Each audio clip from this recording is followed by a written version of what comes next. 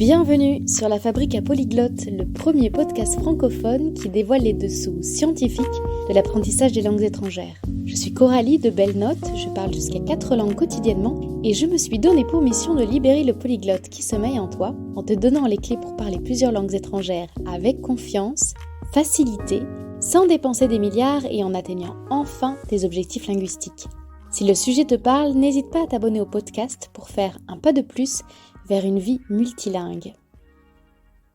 Dans le précédent épisode de La Fabrique à Polyglotte, on a parlé de ce que ça représentait en termes d'investissement, l'apprentissage des langues. Et aujourd'hui, on va vous raconter à deux voix, avec notre invitée du jour Jessica, ce que l'on peut retirer en termes de bénéfices et d'avantages de l'apprentissage des langues. Et on ne va pas lister tous les bénéfices connus comme un développement professionnel, un taux d'employabilité supérieur, un cerveau stimulé, etc. On va plutôt, parce que ça tu le trouves sur Google, on va plutôt s'attarder sur tous les bienfaits un peu secrets qu'on obtient qu'on apprend. On va regarder ce qui se passe sur le chemin de l'apprentissage d'une nouvelle langue et comment on peut faire de ce moment qui peut être effectivement parfois challengeant, une source de joie, de bien-être et de connexion à soi, même de connaissance de soi. Pour ce deuxième épisode, on change de perspective pour voir l'apprentissage des langues non pas comme un objectif à atteindre, mais comme un outil en soi de développement personnel quasi. Et celle qui nous accompagne dans notre réflexion aujourd'hui, c'est Jessica Tifenghi-Ruel, coach de vie et professeure de français en ligne, de français langue étrangère. Elle est à la tête de l'entreprise French Sunnyside et son accompagnement est assez unique. Elle aide les apprenants à trouver et exprimer leur vrai moi ou leur vrai soi à travers une langue étrangère. Bonjour Jessica et bienvenue sur La Fabrique à Polyglotte. Est-ce que tu peux te présenter avec tes mots à toi ? Alors, je suis la fondatrice de French Sunnyside, qui est mon entreprise, mon bébé, que j'ai créé en 2017, dans l'objectif de créer des expériences d'apprentissage pour faciliter en fait l'apprentissage, l'acquisition naturelle du français à travers le développement personnel, l'écriture introspective et la pleine conscience. Et avant qu'on découvre un petit peu plus ton bébé et comment tu es arrivée à le créer, moi je voudrais qu'on te connaisse un petit peu plus. Est-ce que tu peux nous dire en quelques mots ton rapport avec les langues, comment t'es tombée dans les langues et quelle langue tu parles aujourd'hui ? Tout à fait. Alors déjà, il faut savoir que je suis d'origine belge. Donc, je suis née à Bruxelles, qui est une ville multilingue, puisqu'on parle français et le flamand. Et j'ai grandi dans une famille italienne.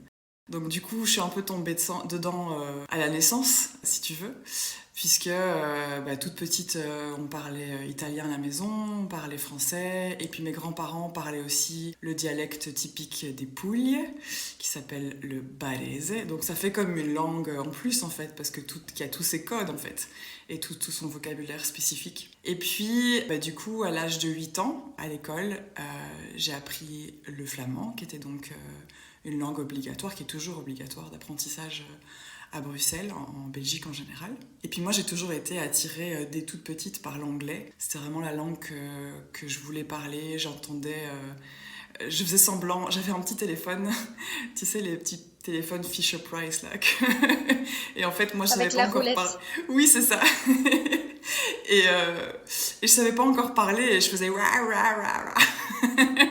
Et puis il y avait personne dans mon entourage qui parlait anglais, donc il n'y avait pas forcément de raison logique à ça. Alors après, moi aussi, je viens d'une famille, donc j'étais adoptée, donc c'est une famille d'adoption, et j'ai pu faire un test génétique il y a quelques années qui m'a montré qu'en fait, il y a 70% de mes gènes qui sont anglophones, enfin anglais quoi, en fait. Donc c'est assez intéressant. Peut-être que c'est un hasard complet, mais c'est quand même intéressant. Du coup, ce que j'ai fait, comme j'étais très attirée par l'anglais, en Belgique, l'anglais, il est enseigné dans les écoles à partir de 15-16 ans, donc le lycée. Moi, je voulais pas attendre, quoi. Et donc, j'ai demandé à mes parents si je pouvais faire des cours par correspondance. Et j'avais peut-être 10 ans ou 11 ans. Donc à ce moment-là, pour retracer un peu, on est en 1994, 1995, il n'y avait pas vraiment Internet dans les familles.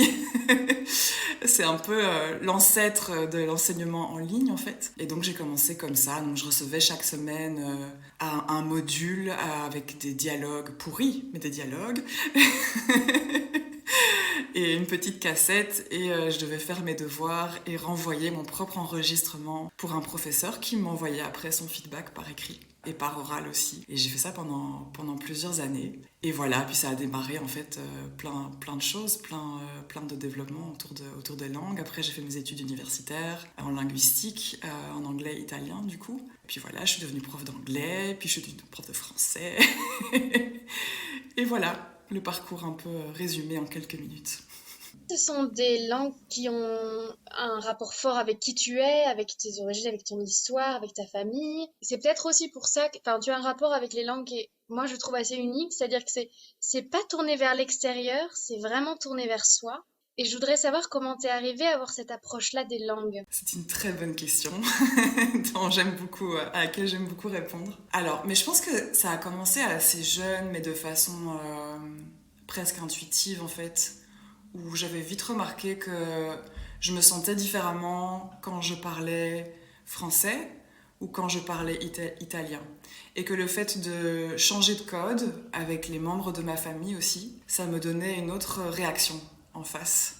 Par exemple, je compare toujours ça avec la relation que mes cousins avaient avec les membres de la famille d'origine italienne.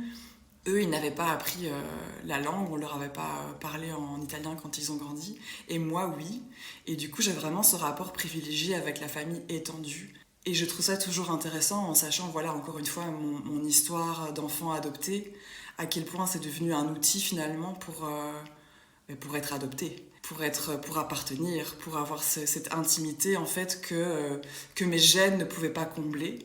Finalement, ben voilà, je suis une des vôtres, je parle votre langue. Et donc moi, je me sentais aussi beaucoup plus inclus. Et c'est pour ça que même le dialecte, je le parle, et je le parle, enfin je le parlais, et je le parle encore avec les mains. J'ai encore ces gestes-là parce que je pense qu'il y a vraiment eu cette suradaptation en fait de mon esprit pour pouvoir combler le manque un peu. Enfin, même pas un peu, complètement. Donc ça, c'est la première chose qui s'est mise en place un peu de façon intuitive, un peu comme un mode de survie, si tu veux. Et puis plus tard, quand j'étais adolescente et en pleine crise existentielle et de rébellion, j'ai commencé à écrire un journal. Et ma mère était très curieuse. Et donc, elle est allée lire mon journal. Et là, je me suis dit, mais en fait, je vais écrire en anglais. Comme ça, elle ne pourra pas comprendre. Et c'était un accident très heureux, en fait, au final, parce que je ne pensais pas du tout à ce qui allait arriver, aux conséquences que ça allait avoir sur la façon dont je m'exprimais, sur voilà, tout ce que ça a pu engendrer ensuite. Donc, il faut savoir qu'à l'époque, mon anglais était très approximatif. Je savais dire I want, I need, des choses comme ça, assez simples, avec beaucoup d'erreurs.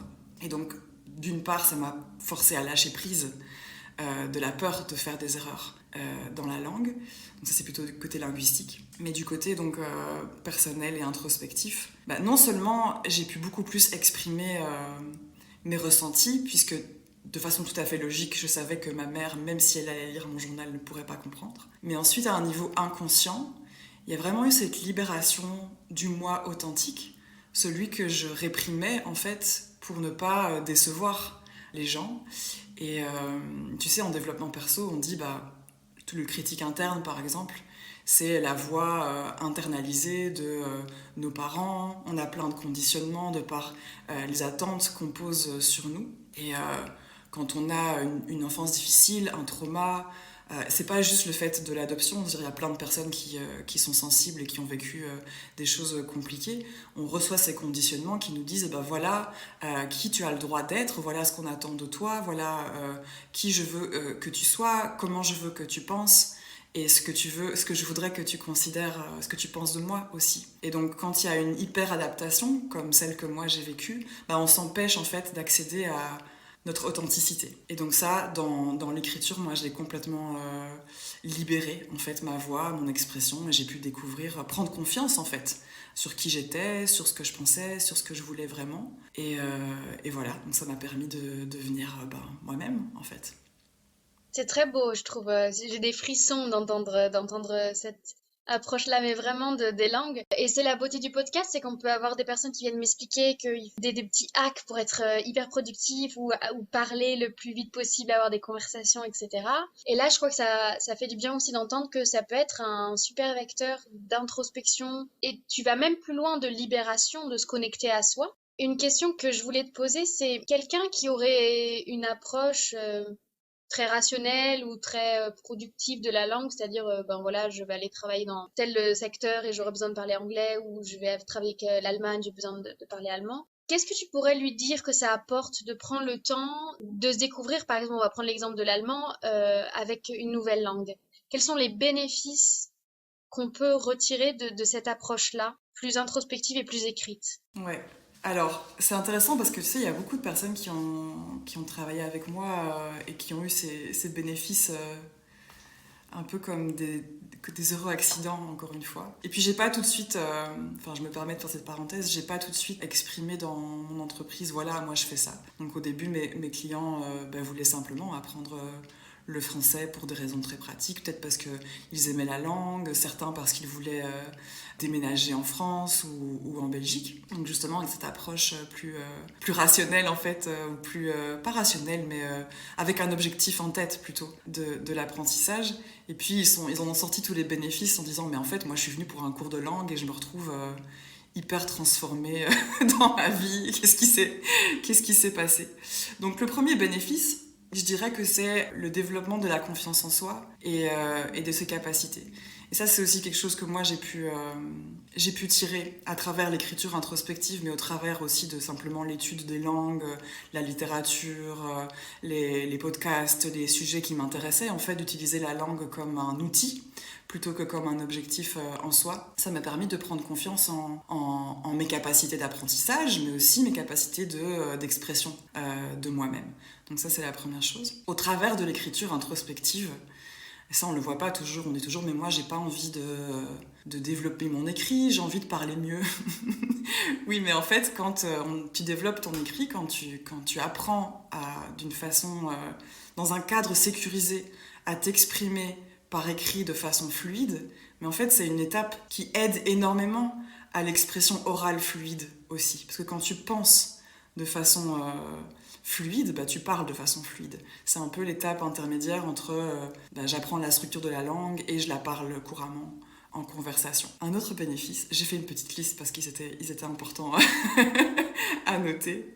Un autre bénéfice, c'est la découverte donc, des aspects cachés et inconscients qu'on a pu réprimer, un peu comme ce que j'ai vécu, comme je te disais. Donc c'est vraiment une libération de l'expression de soi, et ça c'est quelque chose qui se passe assez automatiquement dès qu'on commence à écrire, en fait. Il n'y a pas spécialement un processus d'intention dedans. À partir du moment où tu t'assois et tu te demandes, je vais écrire en anglais, en allemand, en français, en italien, peu importe, je vais écrire comment je me sens, ce dont j'ai besoin, qu'est-ce que je désire, de quoi j'ai peur, par exemple. Ces choses-là, elles sortent d'une façon libérée.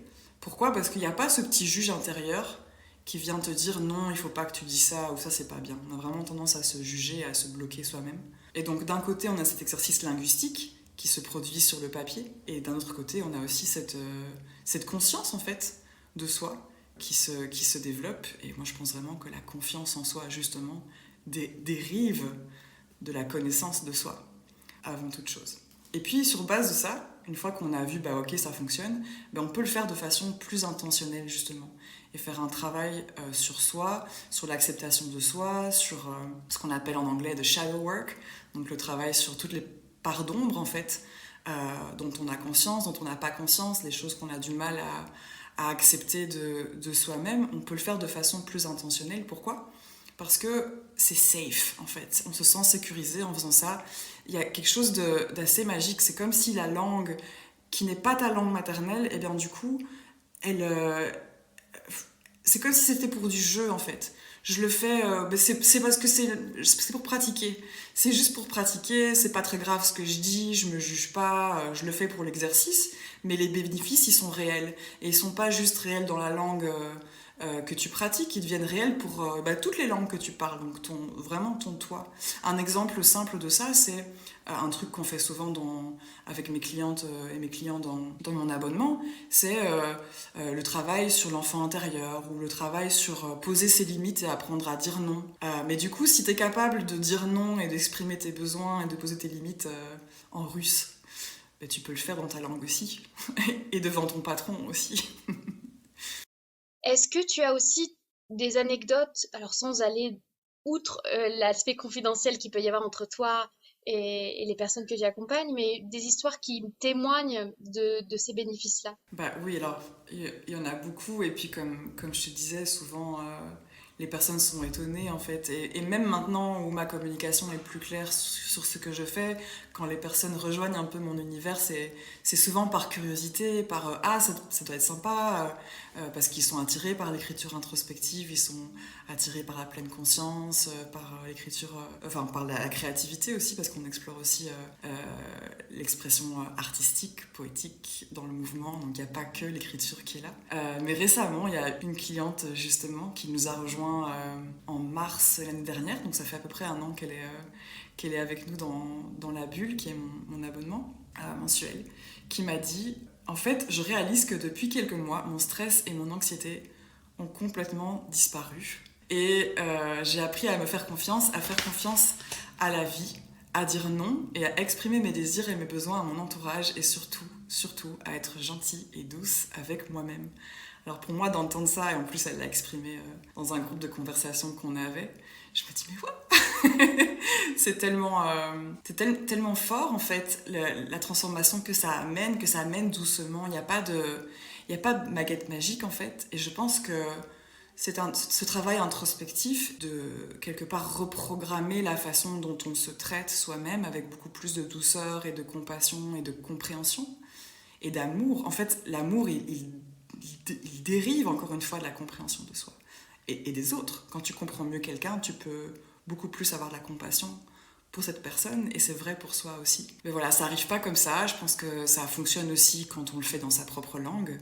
Mais ici, donc, la langue étrangère devient un véhicule pour ça et peut justement faire des raccourcis là où on peut avoir des blocages par rapport à ça soi-même.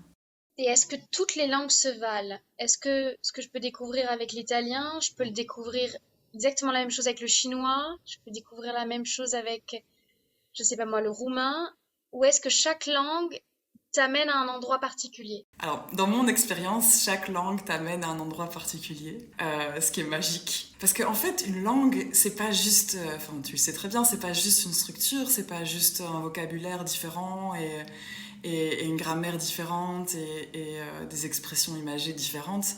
Une langue, c'est l'expression d'un peuple, de sa perspective sur le monde. Et donc, quand tu l'apprends, tu adoptes en fait cette perspective sur ton monde et dans l'approche que je propose sur ton monde intérieur. Et donc, tu peux découvrir des aspects différents de toi. Tu découvres ta pluralité, en fait. C'est-à-dire, moi, j'ai tendance à être beaucoup plus extravertie en anglais. J'ai tendance à être plus enjouée en italien. Je me sens beaucoup plus connectée à mon corps quand je parle espagnol. J'ai envie de danser.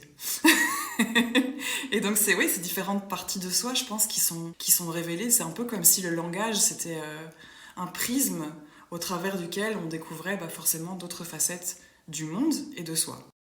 Je reviens à cette introspection par l'écrit. Qu'est-ce que permet l'écrit que permet pas l'oral? Et est-ce que si je suis une formation dans la bulle, par exemple, pour l'écrit, j'ai besoin de compléter ma formation avec de l'oral? Alors, c'est une bonne question. Je pense que ce que l'écrit amène, c'est un temps de pause. Je pense que quand on se met directement dans la recherche de l'expression fluide orale ou de l'expression correcte orale, ça peut parfois être déstabilisant, ça peut parfois être stressant. Les personnes qui sont les plus introverties vont avoir du mal à faire ça, vont parfois se bloquer complètement et ne pas oser parler, entendre leurs fautes tout de suite et se dire non, j'y arrive pas. Donc ça offre une étape intermédiaire de apprends déjà à te parler à toi-même quelque part avant de parler aux autres.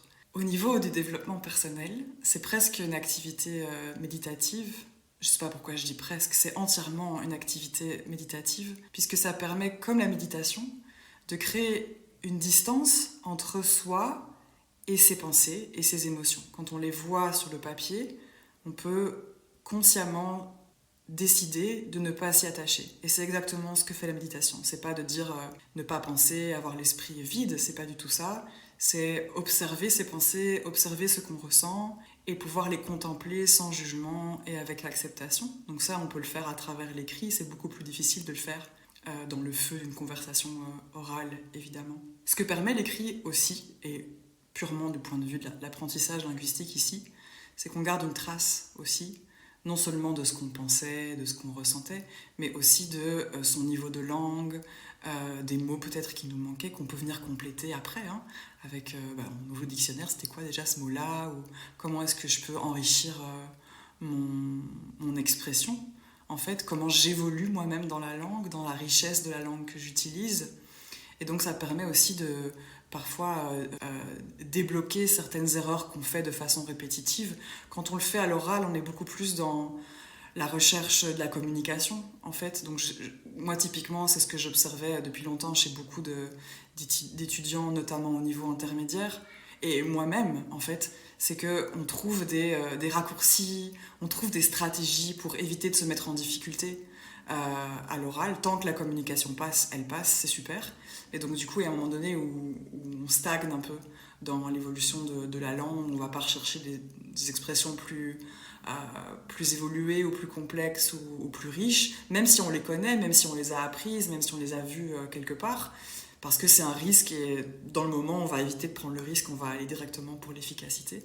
Alors que là, du coup, à l'écrit, on a l'occasion de le faire, l'opportunité de le faire, de prendre des risques et puis de se corriger. Mais il faut vraiment une approche, par contre, de lâcher prise, ce que j'enseigne beaucoup.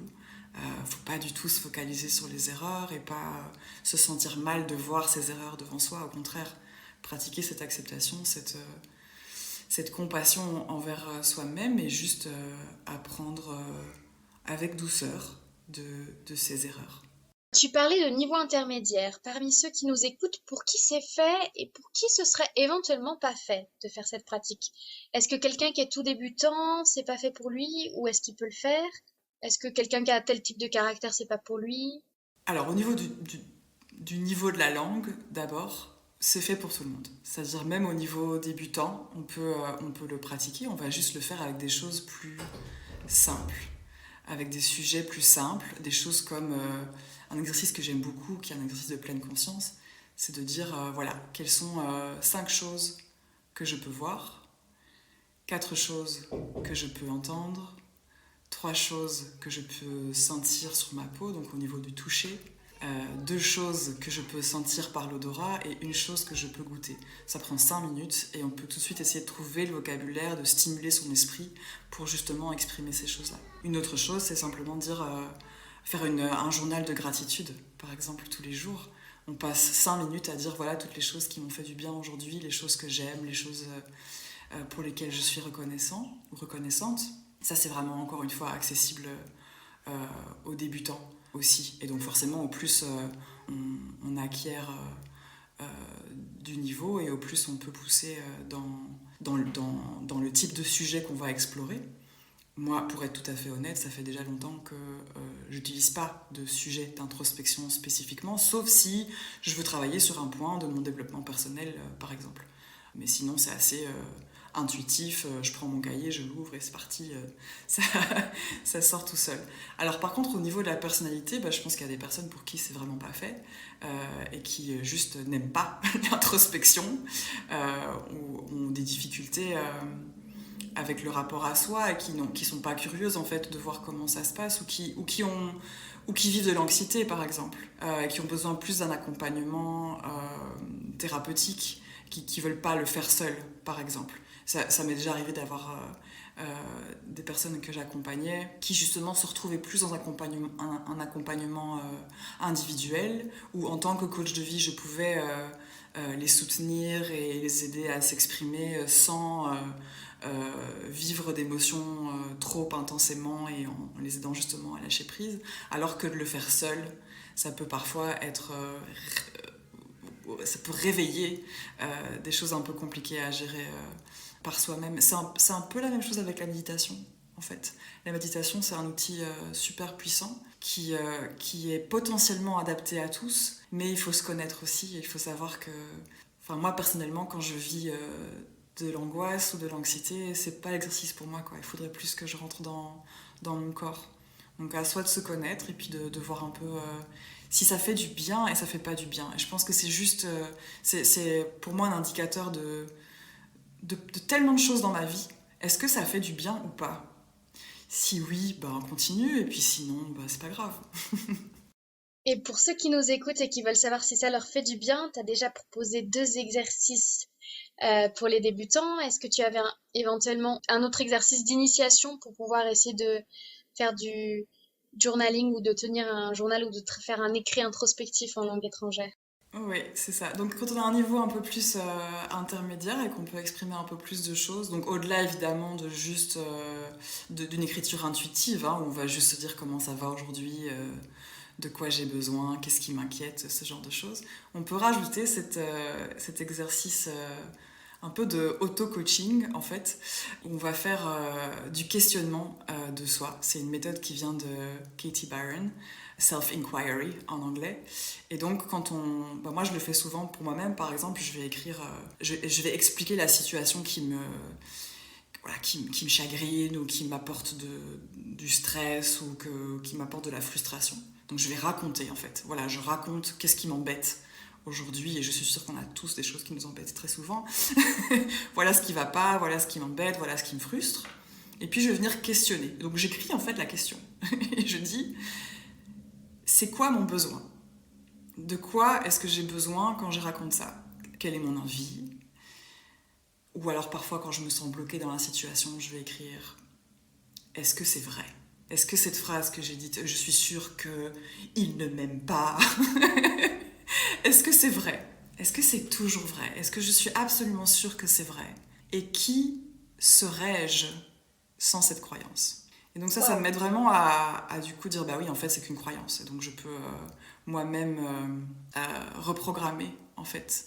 Je peux choisir qu'est-ce que je crois et qu'est-ce que je crois pas. Je peux sélectionner mes pensées aussi. Donc je me sens beaucoup plus allégée après ça. Et c'est aussi un exercice qu'on fait ensemble avec mes clients. Justement, tu parles des moments où tu écris toi seule et je sais que avec la bulle qui est ton accompagnement, c'est un accompagnement en groupe. C'est mieux, dans quel cas c'est adapté d'écrire tout seul et dans quel cas c'est mieux ou c'est peut-être chouette d'écrire en groupe ou d'être en groupe? Alors, justement, moi, ce que je propose dans la bulle, et c'est un peu la conclusion des réflexions que j'ai eues avec la question que tu poses. Donc, ce qui se passe dans la bulle, en fait, c'est que chaque mois, on a un thème d'introspection, un thème, de développement personnel spécifique. Ce mois-ci, par exemple, c'est Oser la joie. Et donc, chaque mois, ils reçoivent un journal que je crée avec des textes, des méditations et des sujets d'écriture introspective. Et donc, ils vont explorer ces sujets d'abord seuls. Et il y a une partie de ces sujets et d'autres qu'on va explorer ensemble dans notre atelier mensuel. Mais en fait, on ne va pas forcément se raconter tout ce qu'on écrit. Je laisse la porte ouverte à partager ce que vous avez envie de partager ou quelles sont les réalisations que vous venez d'avoir. Qu'est-ce que vous découvrez, en fait, à travers cet exercice. Parce qu'évidemment, je pense qu'on n'a pas tous envie de partager nos pensées profondes dans un groupe, surtout que la plupart des gens qui travaillent avec moi sont introvertis comme moi. Mais par contre, le fait de partager nos conclusions ou nos ressentis, ça permet aussi d'être connectés en fait, les uns avec les autres et de pouvoir réaliser qu'on n'est pas seul dans nos émotions. C'est souvent ce qui crée de la souffrance en fait. C'est quand on a de la peine, on pense qu'on est la seule personne à souffrir, que personne ne peut comprendre ça. Et justement, là c'est une opportunité de voir que non. Et qu'on peut tous se montrer de compassion et de la camaraderie dans ces situations-là. Est-ce qu'on le fait quand on en a besoin? Par exemple, j'ai besoin d'écrire, j'écris. Ou est-ce que tu inviterais à se dire, non, il faut le faire au moins une fois par semaine pour voir l'évolution dans la langue? Comment est-ce que tu abordes ce point-là avec les membres de la bulle, par exemple? Alors, dans les membres de la bulle, ici, il y a vraiment une intention, du coup, puisqu'ils ont rejoint le groupe avec l'intention de développer leur conscience d'eux-mêmes et de développer la langue. Donc forcément, ils vont écrire mensuellement. Certains écrivent tous les jours, certains écrivent plusieurs fois par semaine. Donc je viens pas, moi, derrière dire « Qu'est-ce que vous avez écrit ?» Qu'est-ce que vous n'avez pas écrit? Chacun est maître de sa vie, de ses journées. Mais en tout cas, ils ont l'opportunité et l'encouragement d'écrire de façon régulière. Et donc, même pour les personnes qui n'apprennent pas le français et qui voudraient pratiquer l'écriture introspective par eux-mêmes, ça dépend de l'objectif en fait. Si l'objectif c'est juste d'apporter un peu de curiosité dans la découverte de soi de temps en temps, pourquoi ne pas le faire de façon intuitive, c'est-à-dire de le faire quand on en a besoin, quand on ressent qu'on a quelque chose à exprimer, peut-être que ça sort pas tellement dans notre langue maternelle. Moi, c'est un truc que je fais aussi. Enfin, moi, j'écris tous les jours, du coup, parce que j'en ai besoin. J'écris en anglais depuis toujours, ça reste en anglais. Et du coup, comme c'est une langue dans laquelle j'écris depuis 27 ans, ouh là là, j'ai eu... depuis 27 ans, non, 27 ans. Donc, une langue que j'utilise à l'écriture introspective depuis 27 ans, ça n'a pas toujours les effets de la nouveauté d'une langue qu'on ne maîtrise pas.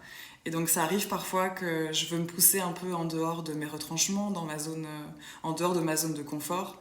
Et donc je vais switcher de code et dire ok, et si je me pose cette même question et je me la pose en italien ou je me la pose en espagnol, qu'est-ce qui sort alors? Mais là c'est vraiment au niveau du ressenti et moi je travaille beaucoup avec le corps aussi parce que les émotions elles se trouvent dans le corps. Et donc c'est au niveau corporel de pouvoir se dire est-ce que je me sens libérée ou est-ce qu'il y a encore un truc qui bloque? Qu'est-ce qui se passe au niveau de la gorge ou du ventre? Est-ce que ça passe, c'est fluide ou c'est encore tendu? Qu'est-ce qu'il y a encore à dire en fait? Et s'il n'y a plus rien à dire dans la langue que j'étais en train d'utiliser, est-ce que je ne peux pas changer? Donc ça, c'est au niveau intuitif. Si on se dit non, moi j'ai envie de développer ma fluidité écrite et orale dans une langue spécifique que j'apprends, il faut le faire de façon plus régulière. Et ça ne veut pas dire qu'on doit écrire pendant 3 heures. Hein. On peut écrire 15 minutes par jour. Ça suffit. Mais t'as pas un conseil particulier aux gens que tu accompagnes qui est comme, je sais pas moi, 2 fois par semaine minimum ou ce genre de choses, tu fais au cas par cas et... Non. Ce n'est pas du tout mon approche. Une autre question qui découle de tout ça, c'est est-ce que quelqu'un qui a un objectif très précis, qui par exemple là on est qui se dit dans 3 mois je veux atteindre je sais pas le niveau B2 validé en langue étrangère, est-ce que c'est compatible avec ce type d'approche ou est-ce qu'il faut lâcher prise sur le résultat quand on adopte une langue comme vecteur ou outil de développement personnel?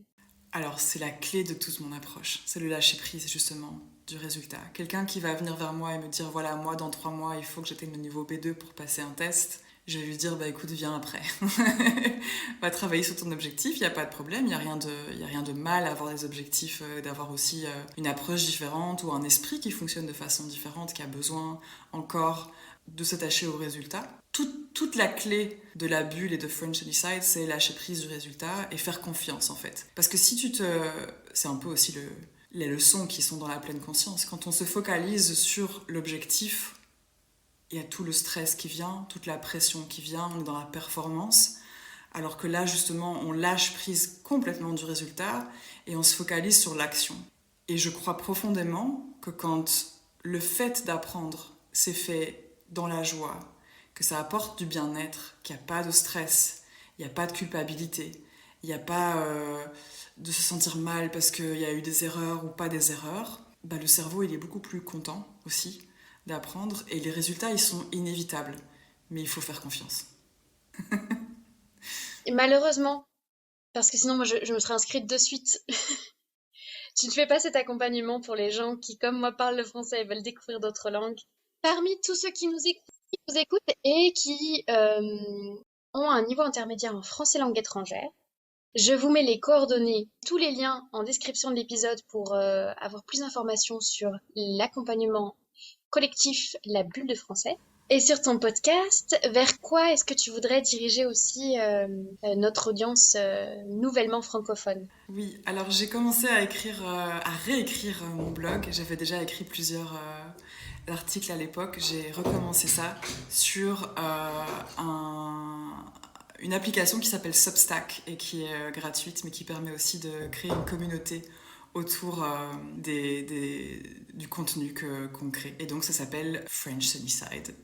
Substack, je te mettrai aussi le lien. C'est une façon de pouvoir découvrir un petit peu mon approche et les clés que je propose. Ok, super. Vous retrouverez tout ça en description. Et la dernière question, c'est qui est-ce que tu souhaiterais voir dans la fabrique à polyglotte pour nous partager d'autres conseils et une autre perspective sur l'apprentissage des langues. J'ai 3 personnes. 3, on prend. Alors, la première personne à qui je pense, c'est Nadia Albinet, qui a un compte Instagram qui s'appelle Sous l'amandier, où elle enseigne le français à travers la littérature. Je ne sais pas si tu la connais, mais elle a vraiment une approche aussi très pleine conscience, très douce, très lâcher prise. J'aime beaucoup ce qu'elle fait. Et puis, il y a une ancienne membre de Bulle de Français qui a son business qui est en anglais, mais elle enseigne toutes les langues. Du coup, enfin non, elle enseigne pas toutes les langues. Elle donne une méthode pour l'apprentissage de toutes les langues et elle parle français. Du coup, qui est Johanna Radomska. Son compte, c'est Walking Languages. Elle a une approche, du coup... Oui, j'ai fait un atelier avec elle. Qui est aussi très chouette, son approche. Ouais, c'est ça. Donc, du coup, d'utiliser le mouvement et la promenade pour pratiquer les langues, faire un peu une pierre deux coups et vivre des expériences dans son corps avec les langues. Je savais pas que ça avait été ton élève, mais vous êtes tellement, enfin, je peux pas dire complémentaires, mais dans la même démarche que ça fait sens. Oui, c'est ça. C'est ça. Et puis il y a Émilie qui a le podcast Passerelle, que j'aime beaucoup aussi. Ah, que je connais pas pour le coup. Des 3, c'est celle que je connais. Je t'enverrai ces informations. Merci Jessica pour tous ces conseils. Oui, ces informations précieuses. Moi, j'aurais pu encore parler pendant des heures et des heures de ces sujets qui sont passionnants. Et j'invite tous ceux, et même ceux qui parlent français, à fouiller un petit peu ton contenu, voire même le contenu en anglais, pour en savoir un peu plus sur cette démarche. Et voilà. Et voilà, merci beaucoup de m'avoir interviewé ici. C'était un plaisir de partager tout ça avec toi et avec nos auditeurs. Merci d'avoir écouté cet épisode de la Fabrique à Polyglotte jusqu'à la fin. J'espère qu'il t'aura donné de nouvelles perspectives sur l'apprentissage des langues étrangères, qu'il t'aura inspiré et motivé, voire même instruit. Si c'est le cas, tu peux soutenir le podcast en lui attribuant 5 étoiles via ta plateforme favorite et en le partageant autour de toi. Et si tu as des questions ou bien l'envie de rebondir sur le sujet du jour, je t'attends dans l'espace commentaire disponible sur certaines applications. Pour recevoir encore plus d'astuces et de conseils concrets pour passer à l'action, inscris-toi à notre newsletter hebdomadaire disponible sur www.belnote.co. Le lien sera situé dans l'espace de description. Sur ce, je te souhaite de belles conversations en langue étrangère et je te dis à bientôt pour le prochain épisode.